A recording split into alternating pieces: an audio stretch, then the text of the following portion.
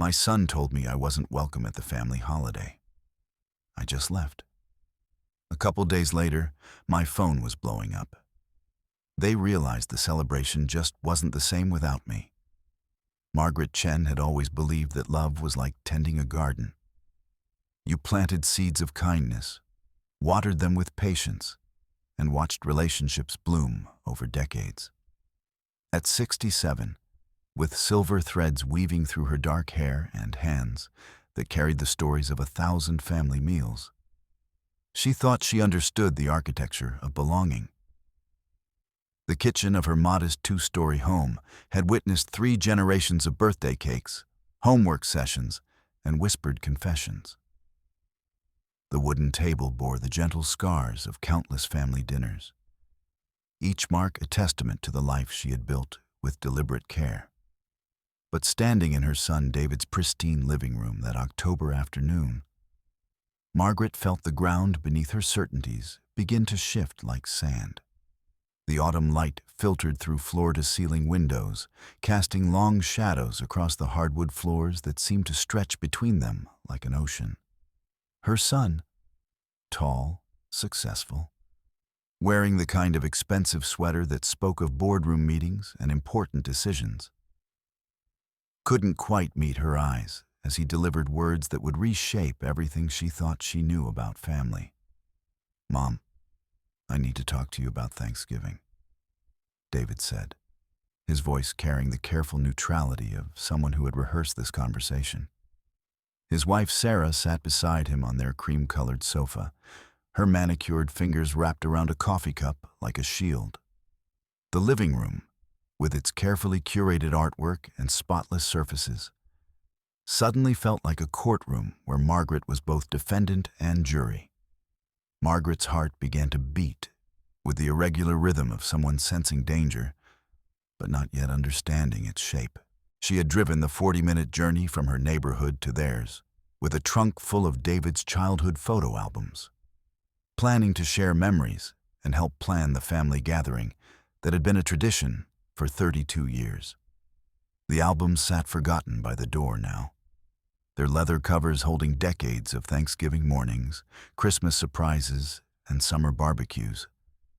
A visual diary of the family she thought they were. "What about Thanksgiving, sweetheart?" Margaret asked, settling into the chair across from them.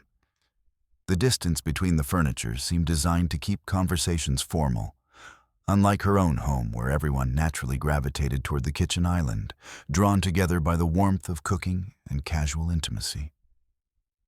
David exchanged a glance with Sarah, one of those married couple communications that happen without words. Margaret had seen that look countless times during their 12-year marriage. But today it felt different, loaded with meaning that excluded her.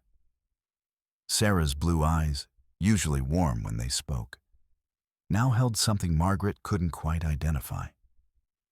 Not hostility exactly, but a coolness that made the spacious room feel smaller. "We've been thinking," David continued, his words coming slowly like someone walking across ice they weren't sure would hold. "Maybe this year should be different, more intimate, just Sarah and me and the kids." The words hit Margaret like cold water. She felt her breath catch somewhere between her chest and throat, creating a silence that seemed to expand until it filled the entire room. Through the large windows, she could see their neighbors' yards with their perfectly maintained landscapes. Each property a small kingdom with invisible but impenetrable boundaries. "I don't understand," Margaret said finally, her voice smaller than she intended. "Thanksgiving has always been at my house. The kids expect it. Emma and little Michael have been asking about Grandma's stuffing for weeks." She thought of her granddaughter Emma, 8 years old with David's dark eyes and an enthusiasm for helping in the kitchen that reminded Margaret of David at that age. Last Thanksgiving, Emma had stood on a step stool beside her, carefully measuring herbs for the stuffing while chattering about school and friends. The memory felt precious now, like something that might be taken away. Sarah leaned forward slightly, her voice gentle but firm. We think it might be good for the children to experience Thanksgiving in their own home this year, to start building their own traditions. Margaret's hands, folded in her lap, began to tremble slightly. She pressed them together more firmly, a gesture that had become automatic over the years whenever she felt the world shifting in ways she couldn't control. The trembling wasn't from age. At 67, she was still vibrant, still the first to arrive when anyone in the family needed help.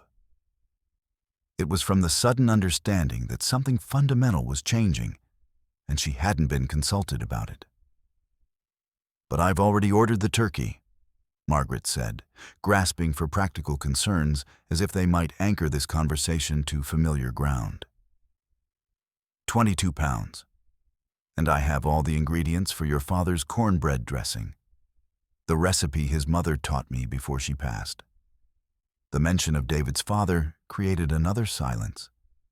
Robert had died 4 years earlier after a brief battle with cancer. And Margaret had spent those years learning to navigate widowhood while maintaining the family traditions that had defined their lives together. Thanksgiving had been Robert's favorite holiday. He had insisted on carving the turkey with ceremony, making the same jokes about his surgical skills that had delighted the grandchildren year after year.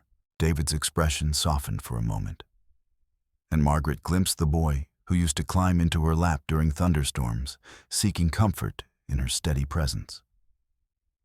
But the moment passed quickly, replaced by the polite distance of an adult who had made a difficult decision and was determined to see it through. We know this is hard, Mom, he said, but we think it's important for our family to establish some independence. You understand, don't you? Margaret felt as if she were watching this conversation happen to someone else. The reasonable tone, the careful explanations, the way they spoke about their family as if she were separate from it. It all felt surreal, like a play she had accidentally wandered into without knowing her lines. Independence from what? She asked. And for the first time, her voice carried a note of steel that surprised all three of them. From the woman who has hosted every holiday for 3 decades. From the grandmother who babysits whenever you need a date night. From the mother who drove here today with photo albums to help you remember why family matters. Sarah's posture straightened, and Margaret caught a glimpse of something harder beneath her polished exterior. We're not saying you can't see the children, Sarah said carefully. We're just saying that this particular holiday should be immediate family only. The phrase immediate family hung in the air like smoke. Margaret felt its sting in ways she hadn't expected. After 32 years of Thanksgiving dinners, after countless sick days when she had been the one to care for David, when Sarah had important meetings, after every school play and soccer game where she had been present while work demands kept Sarah and David away. After all of that, she was being reclassified as extended family. I see, Margaret said quietly. Though she didn't see it all, she saw the life she had built crumbling in ways she didn't understand. Saw the careful balance of 3 generations living in harmony being disrupted by forces she couldn't identify or address. And Christmas? Easter? Emma's birthday next month? We'll figure those out as we go, David said, his lawyer's training evident in his ability to deflect specific commitments. We just think some space might be healthy for everyone. Margaret stood up slowly, her movements deliberate and dignified despite the chaos in her chest. She looked around the living room one more time, taking in the family photos on the mantel that included her prominently. The comfortable furniture that she had helped them pick out when they bought the house, the children's artwork stuck to the refrigerator that was visible from where she stood. Space from what exactly? She asked again. But this time her voice was steady, carrying the quiet authority of someone who had raised children and buried a husband and thought she understood the rules of family loyalty. What have I done that requires healing from? Neither David nor Sarah answered immediately, and in that silence, Margaret understood that there were conversations happening about her that she wasn't privy to. The realization felt like discovering that people had been speaking a language around her that she didn't know existed. "It's not about what you've done," David said finally. "It's about what we need as a family unit." Margaret nodded slowly, accepting the weight of words that redefined her place in the world. She picked up her purse from the side table, checking to make sure her car keys were inside with the automatic gesture of someone preparing for a journey whose destination was unknown. "I'll cancel the turkey," she said simply. "I hope you have a lovely Thanksgiving." She walked toward the door where the photo albums waited, their leather covers now seeming naive in their assumption that shared memories created unbreakable bonds. For a moment, she considered taking them, but something stopped her. "Let them stay," she thought. "Let them be a reminder of what used to matter." "Mom, wait," David called as she reached for the door handle. "You don't have to leave like this. We can talk more." Margaret turned back one final time, and David was struck by how small she looked in the doorway of his large house. Not physically small. Margaret had always carried herself with quiet dignity, but somehow diminished, as if the conversation had taken something essential from her. "No, sweetheart," she said, and her voice held the gentle sadness of someone who had learned something they wished they hadn't. "I think you've said everything you needed to say, and I've heard it clearly." She walked to her car with measured steps, her spine straight despite the weight of disappointment settling across her shoulders like a heavy shawl. As she drove away from the neighborhood with its perfect lawns and careful distances, Margaret caught a glimpse of David and Sarah in her rearview mirror, standing in their doorway, watching her leave. The 40-minute drive home passed in a blur of autumn scenery and traffic lights that seemed to mock her with their orderly progression from red to green. Margaret's mind moved between disbelief and a growing understanding that this conversation had been building for longer than she realized. Signs she had missed, subtle shifts in the way she was included or not included in family decisions, the way her suggestions were received with polite dismissal rather than genuine consideration. By the time she pulled into her own driveway, Margaret felt as if she were returning from a foreign country where the customs were familiar, but the language had changed in ways she didn't understand. Her house, with its lived-in comfort and walls full of family photographs, seemed like a museum now, a shrine to a version of family that apparently no longer existed. She sat in her car for several minutes after turning off the engine, looking at the home she had shared with Robert for 28 years. The front porch still held the rocking chairs where they used to sit on summer evenings, watching Emma and Michael play in the yard, while David and Sarah dealt with work calls inside. The oak tree in the front yard bore a tire swing that Robert had hung for the grandchildren, its rope now weathered but still strong. Inside, the house felt different. Not empty exactly, but somehow incomplete, as if it had been designed for a larger cast of characters than the single person who now occupied it.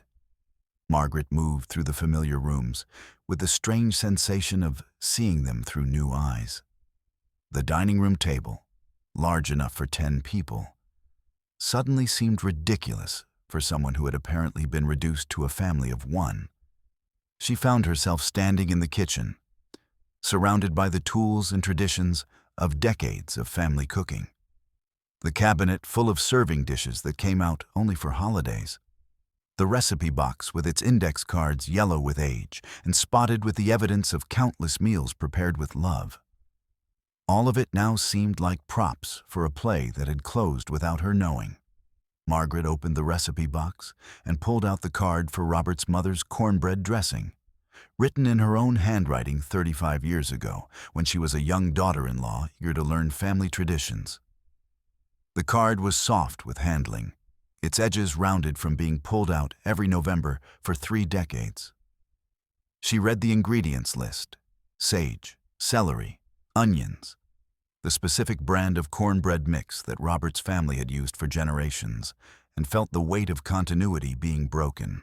The phone rang, interrupting her reverie.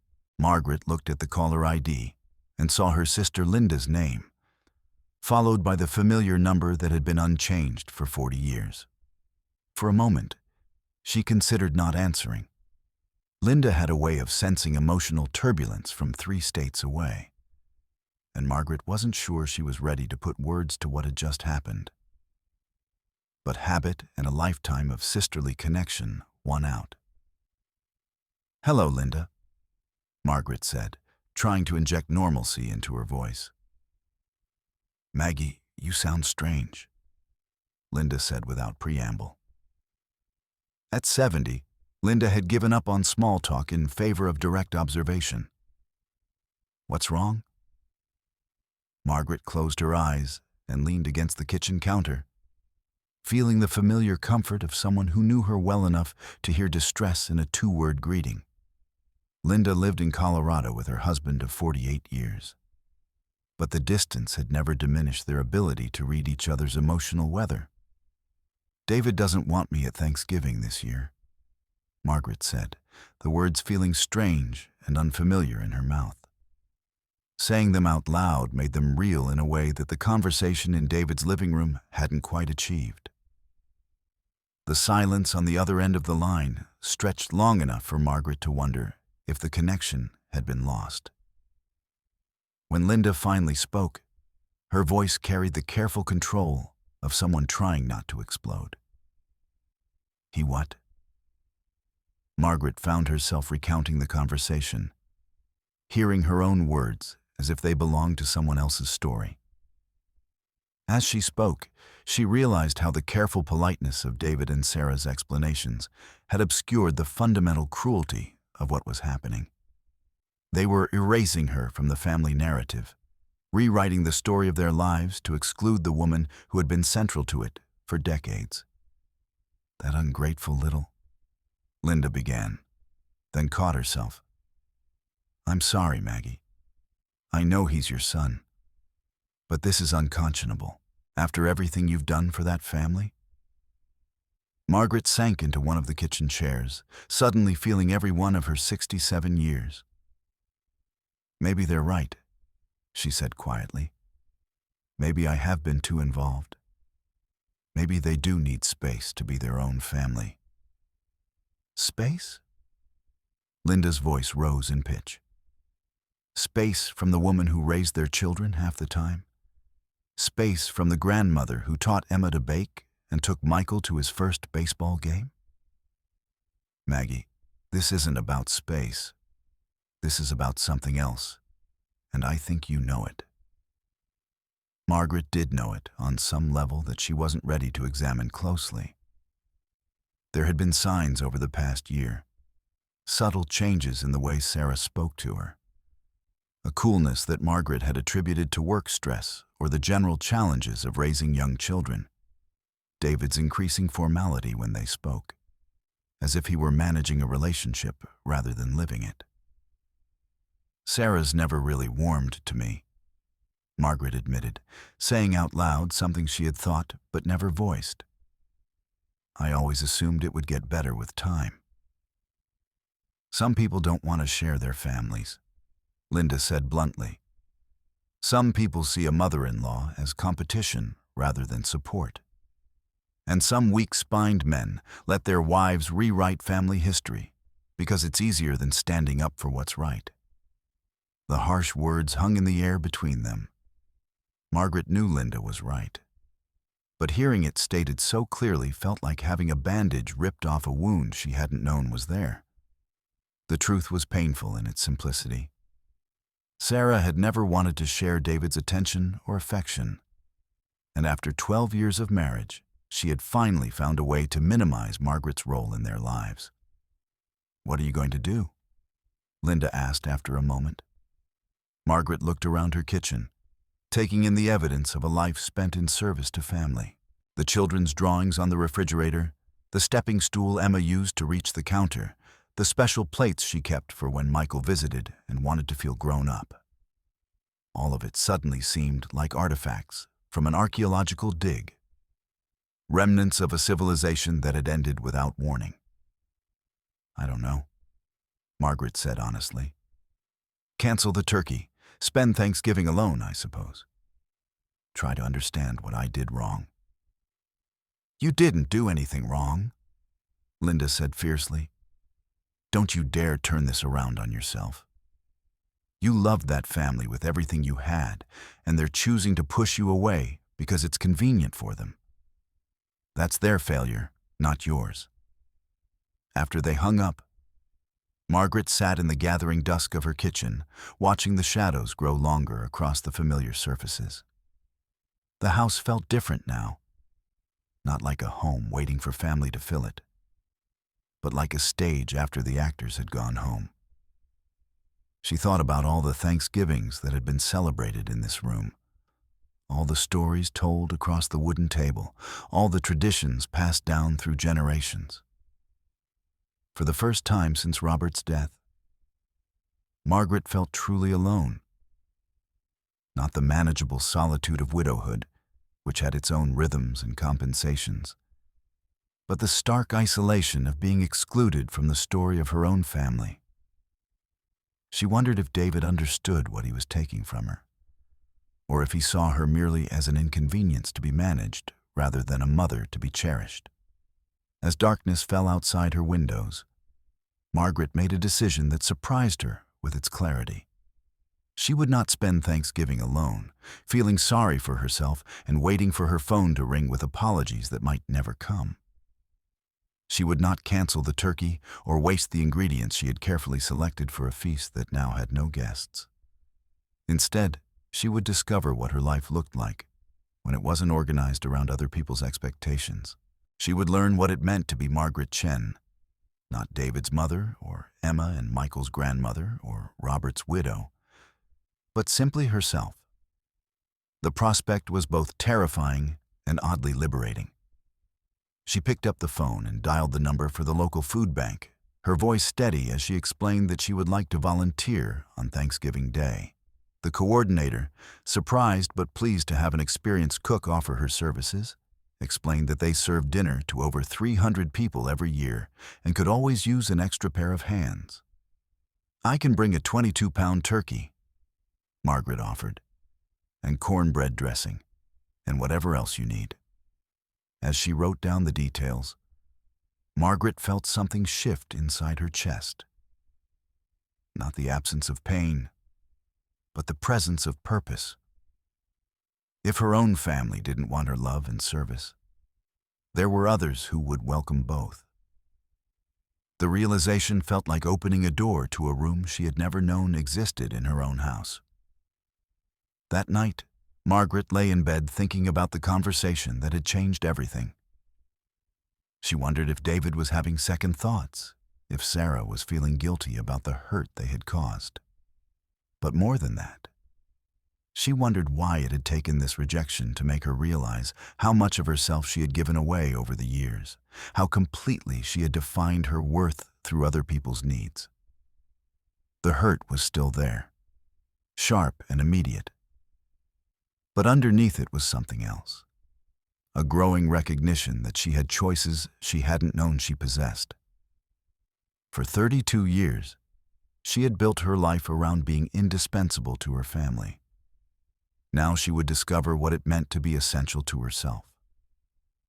Outside her bedroom window, the November wind rustled the last leaves on the oak tree where her grandchildren played. Tomorrow she would begin a different kind of life, one where love was offered freely, but not at the expense of her own dignity. It was a lesson she had never expected to learn at 67, but perhaps that was what made it so valuable. The phone didn't ring that night, and Margaret found herself oddly grateful for the silence. It gave her space to sit with her own thoughts, to feel the full weight of what had happened without the distraction of explanations or apologies. She was learning that sometimes the most important conversations were the ones you had with yourself. the morning after what Margaret had begun thinking of as the conversation, she woke with the peculiar clarity that sometimes follows a night of deep grief. The November sun streamed through her bedroom curtains with the thin, golden quality of late autumn. And for a moment, she allowed herself to imagine that the previous day had been a disturbing dream. But the absence of her usual Thursday morning routine, the weekly phone call to discuss Thanksgiving preparations with Sarah, brought reality back with swift efficiency. Margaret lay in bed for several minutes, listening to the familiar sounds of her neighborhood waking up. Mrs. Patterson's dog barking at the mail truck, the distant hum of traffic as people headed to work, the mechanical wheeze of the old heater in the basement struggling to keep up with the cooling weather. These sounds had formed the backdrop of her mornings for nearly 3 decades. But today, they seemed to emphasize her solitude rather than connect her to the larger world. She rose and moved through her morning routine with deliberate normalcy, determined not to let yesterday's rejection disrupt the rhythm of days she had built over 4 years of widowhood. Coffee first, then the newspaper retrieved from the front porch, then the careful checking of her small garden to see what needed attention before winter fully arrived. But each familiar action felt slightly hollow, as if she were performing in a play for an audience that had already left the theater. The morning newspaper, usually a source of mild interest and gentle outrage, felt irrelevant today. World events and political controversies seemed distant when measured against the personal earthquake that had shifted the landscape of her daily life. Margaret found herself reading the same paragraph 3 times without absorbing its meaning, her mind returning repeatedly to the way David's voice had sounded when he explained their need for independence. By 9 o'clock, she had accomplished all the small tasks that usually filled her morning hours, and the day stretched ahead with uncomfortable emptiness. Normally, Thursday would have been spent in grocery shopping and meal preparation, the pleasant anticipation of weekend visits from Emma and Michael, phone calls to coordinate the elaborate dance of family logistics that had defined her weeks for so many years. Instead, Margaret found herself standing in her living room, looking at the framed photographs that covered every available surface like visual evidence of a life well lived. Pictures of David's childhood, his wedding to Sarah, the birth of each grandchild, countless holiday gatherings and birthday parties and ordinary moments that had seemed important enough to preserve. The photos told the story of a close, loving family. But Margaret wondered now if she had been naive in her interpretation of the evidence. She picked up a frame containing a photo from last Christmas. All of them gathered around her dining room table, faces flushed with laughter at something Michael had said. David's arm was around Sarah's shoulders. Emma was making faces at the camera. And Margaret herself was visible in the background, bringing in the dessert with the expression of quiet satisfaction that came from orchestrating a perfect family moment. Looking at it now, she wondered if she had been seeing what she wanted to see rather than what was actually there. The phone rang at 10:30, its shrill sound making Margaret's heart jump with the irrational hope that David was calling to apologize, to explain that there had been a misunderstanding, to restore the world to its previous order.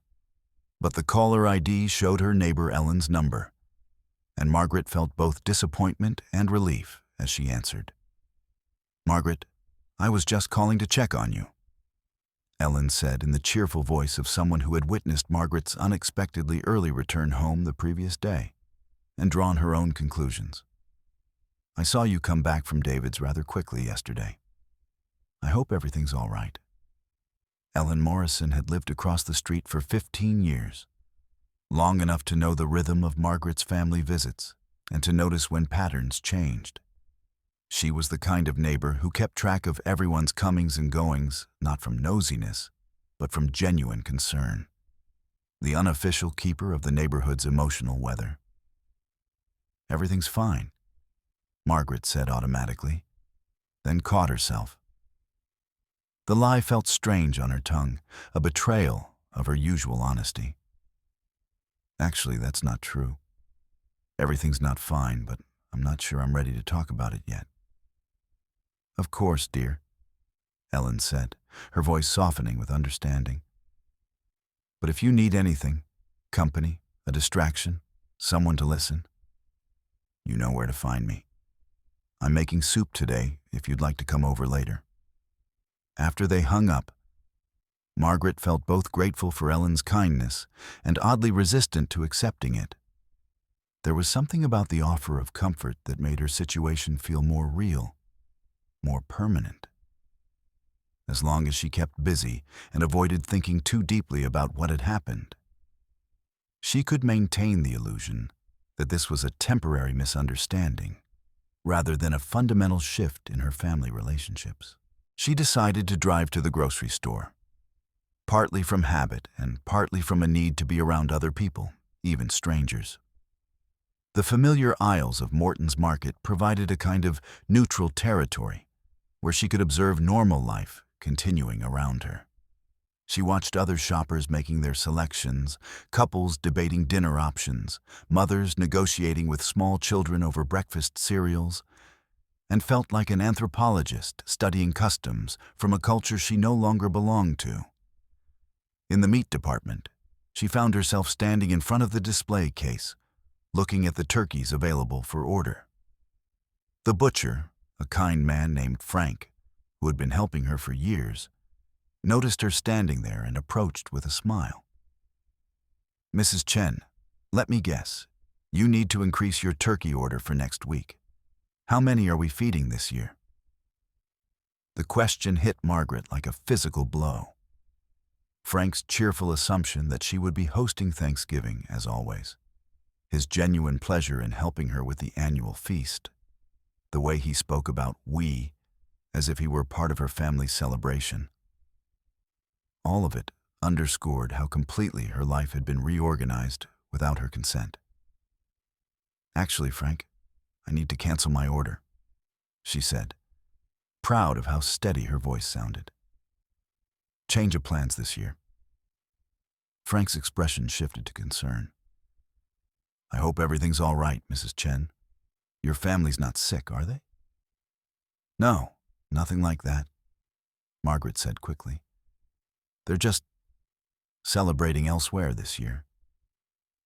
She could see Frank trying to process this information. In the small world of the neighborhood market, Margaret's Thanksgiving had been a reliable constant, her annual turkey order as predictable as the changing seasons. The idea that this tradition might be disrupted clearly puzzled him. "Well, if you change your mind, just let me know," he said uncertainly. "I've got plenty of birds coming in." Margaret thanked him and moved away quickly, afraid that his kindness might undo the careful composure she had been maintaining. She finished her shopping mechanically, purchasing ingredients for meals she didn't particularly want to cook for an audience of one. At the checkout counter, the teenage cashier, a girl named Jessica who usually asked about Emma and Michael, noticed the change in Margaret's shopping patterns.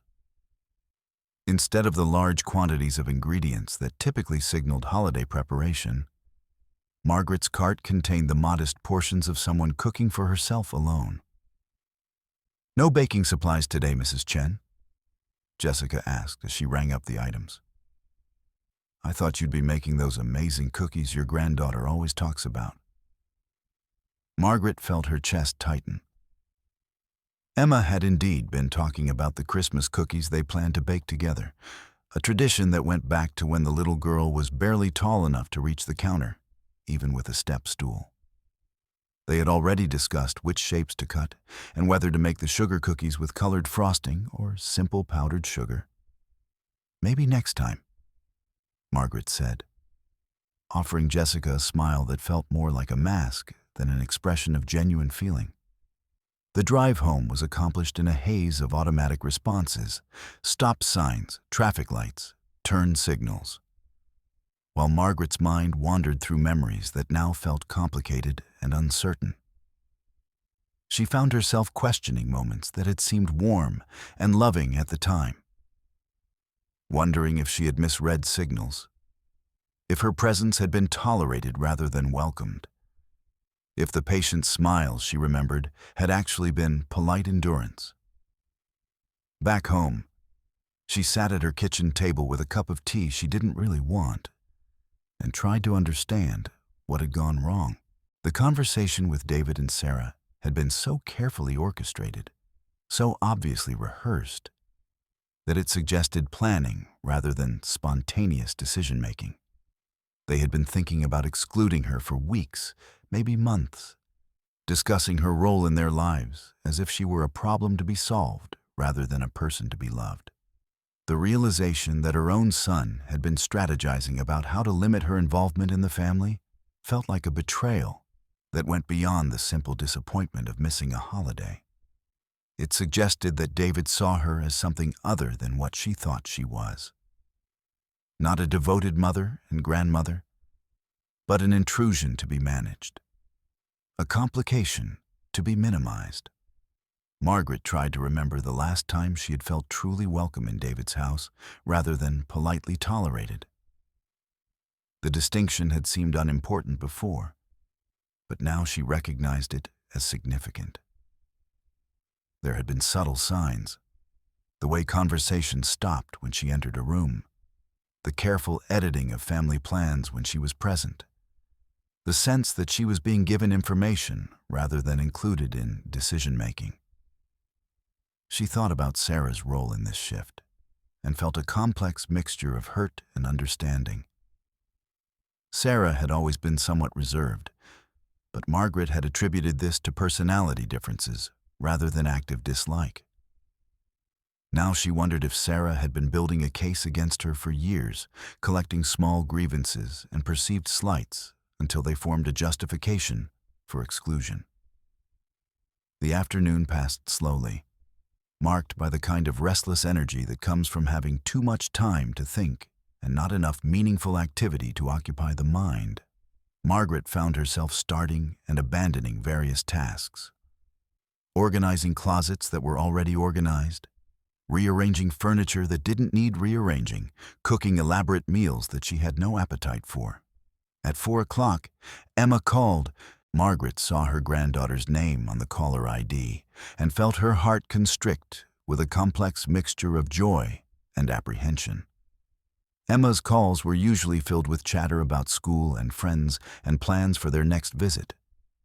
But Margaret wondered if this call would be different, filtered through whatever explanation David and Sarah had given for the sudden change in Thanksgiving plans. "Grandma Maggie?" Emma's voice bubbled through the phone with its usual enthusiasm. "Guess what happened at school today?" For the next 15 minutes, Margaret listened to an elaborate story about a classroom hamster that had escaped and the heroic efforts required to recapture it. Emma's excitement was infectious, and Margaret found herself smiling genuinely for the first time since yesterday's conversation. This was the relationship that had always felt uncomplicated, the pure joy of a grandmother and granddaughter who genuinely delighted in each other's company. "Grandma, are we still making cookies next weekend?" Emma asked as her story wound down. "I've been practicing my frosting techniques." Margaret felt her chest tighten. "I'm not sure, sweetheart. You'll need to ask your parents about our plans." "Why would I ask them? We always make cookies the weekend before Thanksgiving. And Mom said I could sleep over on Saturday night if you said yes." The casual mention of the sleepover, something that had apparently been discussed and approved, confused Margaret. If David and Sarah were truly intent on creating distance, why would they allow Emma to spend the night? Unless they hadn't told the children about the change in plans yet, or unless their idea of space was more nuanced than Margaret had understood. "We'll see what happens," Margaret said carefully, not wanting to disappoint Emma, but also not wanting to make promises she might not be able to keep. Sometimes plans change, you know. but not our plans," Emma said with the confidence of someone who had never experienced the dissolution of family traditions. "Our plans are the most important plans." After they hung up, Margaret sat with the phone in her lap, feeling more confused than before. Emma's call suggested that life was continuing normally in David's household, that the children were still expecting their usual patterns of grandparental involvement. Either David and Sarah hadn't told them about the Thanksgiving change yet, or the boundaries they were trying to establish were more selective than Margaret had initially understood. The uncertainty was almost worse than outright rejection. At least with clear exclusion, Margaret would know where she stood and could plan accordingly.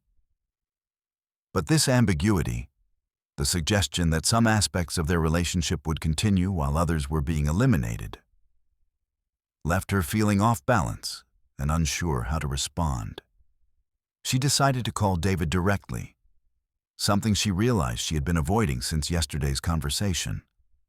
The phone rang 4 times before going to voicemail, and Margaret found herself listening to her son's professional greeting as if it belonged to a stranger. She didn't leave a message.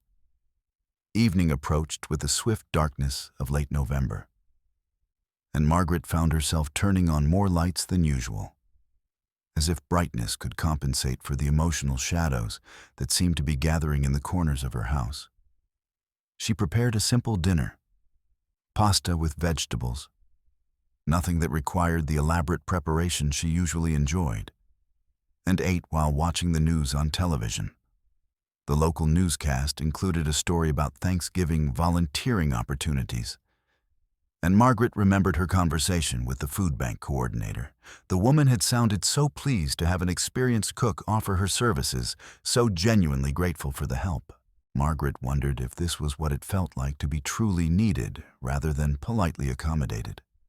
She spent the evening researching other volunteer opportunities, discovering a world of organizations that welcomed the kind of time and energy she had been devoting to family obligations. A literacy program that needed tutors, a community garden that needed experienced gardeners, a senior center that organized trips and activities for people who might otherwise spend their days alone. The irony wasn't lost on her that she was exploring ways to help other isolated seniors while dealing with her own unexpected isolation. But there was something appealing about the idea of relationships, based on mutual interest and genuine appreciation, rather than the complex obligations and unspoken resentments that seemed to characterize family life. Before bed, Margaret walked through her house, turning off lights and checking locks with the automatic gestures of 30 years of routine. But tonight, the familiar rooms felt different. Not empty exactly, but poised for change. The guest room where Emma slept during her visits, the dining room table set for Sunday dinners that might not happen, the kitchen equipped for cooking that might serve different purposes in the future. She paused in front of the photo gallery in the hallway, looking at the visual history of her family's life together. Tomorrow, she decided, she would begin creating a different kind of life, one where her value wasn't measured by other people's willingness to include her. It was a frightening prospect, but also oddly liberating. The phone didn't ring that evening, and Margaret went to bed with the strange sensation of waiting for her real life to begin.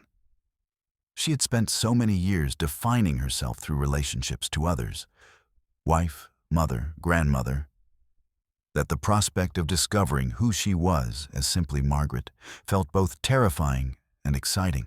Outside her bedroom window, the November wind rattled the bare branches of the oak tree, creating shadows that danced across her ceiling like promises of change. Margaret fell asleep wondering what kind of person she might become when she stopped trying to be indispensable to people who had decided they could do without her. The third morning brought unexpected clarity, as if the fog of hurt and confusion had lifted just enough for Margaret to see the landscape of her new reality. She woke before dawn with a peculiar energy that sometimes follows major life disruptions. Not the manic activity of denial, but the focused purposefulness of someone ready to take action. The house was still dark around her, wrapped in the particular silence of early morning in a neighborhood where most people were still sleeping. Margaret made coffee and sat in her kitchen watching the sky gradually lighten, feeling as if she were witnessing the dawn of more than just another day. Yesterday's phone call with Emma had crystallized something important. Her grandchildren still needed her, still expected her presence in their lives, regardless of whatever emotional complications their parents were navigating. This realization gave her a sense of mission that had been missing since Wednesday's devastating conversation. At 7 o'clock, she called the food bank coordinator back. "Mrs. Chen," the woman said, her voice warm with recognition. "I was just thinking about you. Are you still interested in volunteering for Thanksgiving?" "Very much so," Margaret replied. "And I was wondering if you might need help with other things as well. I have a lot of time available, and I'd like to do something meaningful with it." This led to a conversation that filled Margaret with the kind of excitement she hadn't felt in months. The food bank, it turned out, was part of a larger community organization that ran programs throughout the year. Summer camps for low-income children, after-school tutoring, senior services, holiday gift drives. They desperately needed volunteers with Margaret's combination of time, skills, and genuine desire to help. "We have a meeting this Friday evening," the coordinator explained. "Just a casual gathering where our regular volunteers get together to plan upcoming programs. Would you be interested in joining us? You could meet everyone and see what kind of work appeals to you."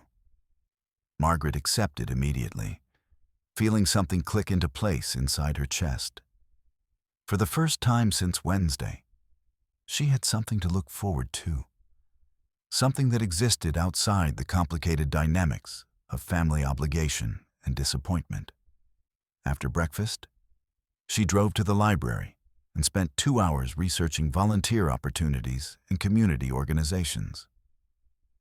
The small college town where she had lived for 3 decades turned out to be rich with possibilities she had never noticed before. A historical society that needed help organizing archives, a community theater that needed costume seamstresses, environmental groups that organized river cleanups and tree planting events. Margaret realized with some embarrassment that her focus on family had blinded her to the larger community around her. While she had been investing all her emotional energy in relationships with people who apparently found her presence burdensome, there had been a whole world of people who might welcome her contributions with genuine appreciation. The librarian, a woman named Patricia, whom Margaret had known casually for years, noticed her researching volunteer opportunities and stopped to chat. "Are you thinking about getting more involved in community work?" Patricia asked. "We actually need volunteers for our literacy program, if you're interested. Adults who are learning to read often respond better to tutors who have grandmothering experience. There's less shame involved when someone's patient and nurturing." Margaret felt a spark of genuine interest. She had always loved reading, had been the parent who never missed bedtime stories, the grandmother who could make up elaborate tales during long car rides. The idea of helping adults discover the joy of literacy appealed to her in ways that felt deeply personal. "I'd love to learn more about that," she said, and meant it completely. By noon, Margaret had collected enough information about volunteer opportunities to fill a small notebook. She drove home feeling energized in a way that reminded her of much younger versions of herself. The college student who had thrown herself into campus activities, the young mother who had organized neighborhood play groups, the woman she had been before she learned to define herself entirely through other people's needs. The phone was ringing as she walked through her front door, and Margaret felt her heart jump with the familiar hope that David was calling to repair what had been broken between them. But the caller ID showed Sarah's number, and Margaret answered with a mixture of curiosity and caution. "Margaret, "I hope I'm not catching you at a bad time," Sarah said, her voice carrying the careful politeness that had become their standard mode of communication over the past year. "I wanted to talk to you about the children's schedules for the next few weeks." Margaret waited, understanding that this conversation was likely to reveal more about the boundaries David and Sarah were trying to establish.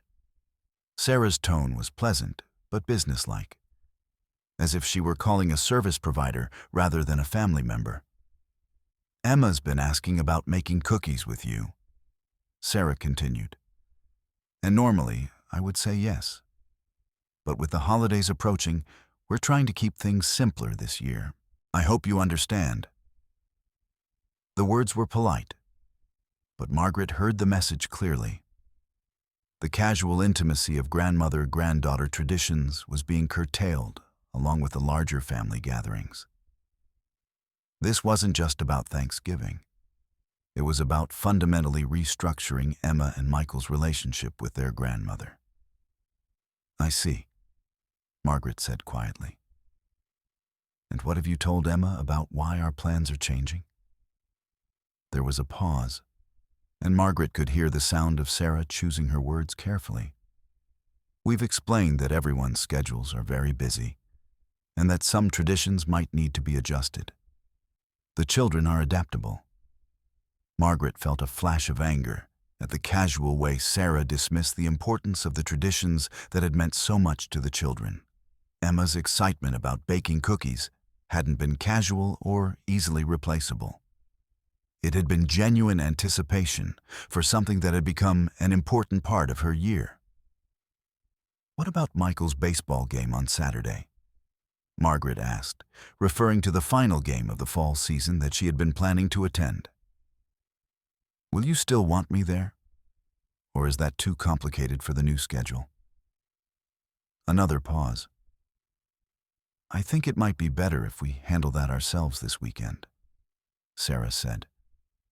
"David's been wanting to take more of an active role in the children's activities." The implication was clear, but unstated. David had always been welcome to take an active role, but he had often been too busy with work commitments, leaving Margaret to fill the gaps. Now that they were establishing their independence, they were reclaiming responsibilities they had been happy to delegate before. "I understand," Margaret said, though she didn't understand at all. "Thank you for letting me know." After they hung up, Margaret sat in her kitchen, feeling the full weight of what was happening. This wasn't a temporary adjustment or a misunderstanding that could be resolved through better communication. David and Sarah were systematically removing her from the children's lives, rewriting the story of their family to minimize her role. The careful politeness of Sarah's call, the way she had framed these changes as positive developments rather than losses, made the rejection feel even more complete. Margaret thought about Emma's disappointment when she learned that the cookie baking tradition was being canceled, about Michael playing his final game of the season without his grandmother cheering from the stands. The children were indeed adaptable, as Sarah had said. But Margaret wondered what they were adapting to. The idea that relationships with extended family were optional and easily discarded when they became inconvenient. For the first time since Wednesday's conversation, Margaret felt genuinely angry rather than simply hurt. The pain had been paralyzing, but the anger was energizing. She had devoted 32 years to being the kind of grandmother who showed up, who remembered important events, who provided stability and unconditional love. The casual dismissal of that contribution felt like more than personal rejection. It felt like a betrayal of the children who would lose something precious without understanding why. She called Ellen Morrison and accepted the invitation for soup that had been offered yesterday. Ellen's house was warm and filled with the kind of comfortable clutter that spoke of a life fully lived. Unlike David and Sarah's carefully curated living spaces, Ellen's home showed evidence of hobbies and interests and the accumulation of objects that had meaning beyond their aesthetic value. Books were stacked on every surface. Quilting projects occupied one corner of the living room. and the walls were covered with photographs that spanned decades of family gatherings and travel adventures. "I'm so glad you called," Ellen said as she ladled homemade vegetable soup into bowls. "I've been worried about you since yesterday. You looked so subdued when you came home from David's." Margaret found herself telling Ellen the whole story, starting with Wednesday's conversation and ending with Sarah's phone call that morning. Ellen listened without interrupting, her expression shifting from surprise to outrage as the full scope of what was happening became clear. "That's absolutely inexcusable," Ellen said when Margaret finished. "I understand that young couples need to establish their independence, but this isn't independence. This is cruelty disguised as boundary setting." Ellen's blunt assessment felt both validating and frightening. Margaret had been trying to find ways to excuse or understand David and Sarah's behavior, to locate her own mistakes in the situation. Ellen's anger on her behalf was comforting, but also made the situation feel more real and permanent. "Maybe I was too involved," Margaret said, echoing the doubts that had been circling in her mind for days. "Maybe they're right that they need space." "Space from what?" Ellen demanded. "From someone who loves their children unconditionally? From a grandmother who shows up for baseball games and helps with homework and provides free babysitting whenever they need a night out? Margaret, you need to stop making excuses for inexcusable behavior." They talked for 2 hours, and Margaret found herself feeling lighter than she had since Wednesday. Ellen's perspective as an outside observer helped Margaret understand that her confusion and hurt were entirely justified, that the careful politeness of David and Sarah's explanations couldn't disguise the fundamental meanness of what they were doing. "You know what I think?" Ellen said as they finished their second cups of coffee. "I think this is going to turn out to be the best thing that could have happened to you. You've been so focused on their family that you've forgotten you have your own life to live." Margaret thought about the morning's research at the library, about the volunteer opportunities she had discovered, about the excitement she had felt when learning about the literacy program. Ellen was right.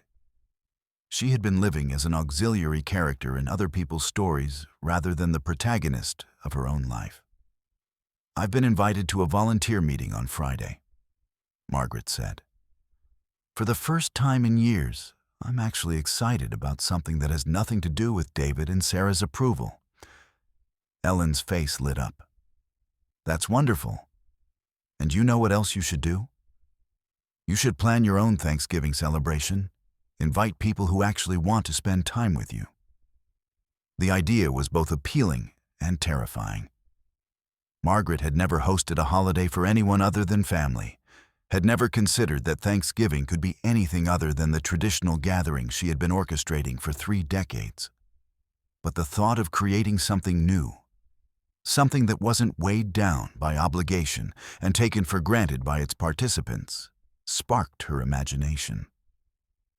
"I wouldn't know who to invite," Margaret said. "Start with people you've met today," Ellen suggested.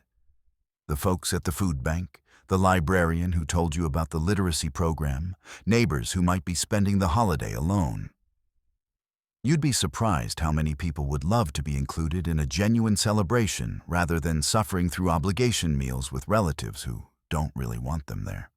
As Margaret drove home that evening, she found herself thinking about Ellen's suggestion, the traditional Thanksgiving she had been preparing for, the careful choreography of multiple generations, the diplomatic navigation of family tensions, the exhausting effort to make everything perfect for people who had come to expect perfection rather than appreciate it. Suddenly seemed less appealing than the possibility of a smaller, more authentic gathering. As Margaret drove home that evening, she found herself thinking about Ellen's suggestion. The traditional Thanksgiving she had been preparing for, the careful choreography of multiple generations, the diplomatic navigation of family tensions, the exhausting effort to make everything perfect for people who had come to expect perfection rather than appreciate it, suddenly seemed less appealing than the possibility of a smaller, more authentic gathering. She thought about the food bank coordinator's enthusiasm, about Patricia the librarian's genuine pleasure when discussing the literacy program, about Ellen's immediate friendship.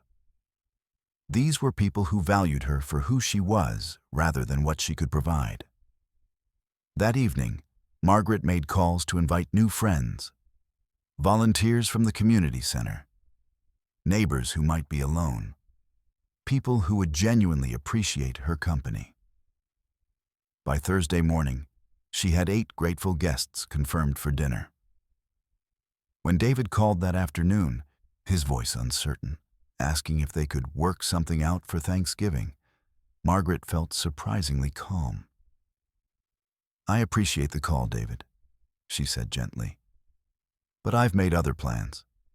I'm spending Thanksgiving with people who want me there." The silence on the other end spoke volumes. As Margaret put the turkey in the oven and prepared her grandmother's famous stuffing, she smiled. Her dining room filled with laughter from people who chose to be there, who appreciated every dish, who understood that love wasn't about obligation, but about genuine care. For the first time in years, Margaret felt truly grateful on Thanksgiving, not for being tolerated, but for being treasured.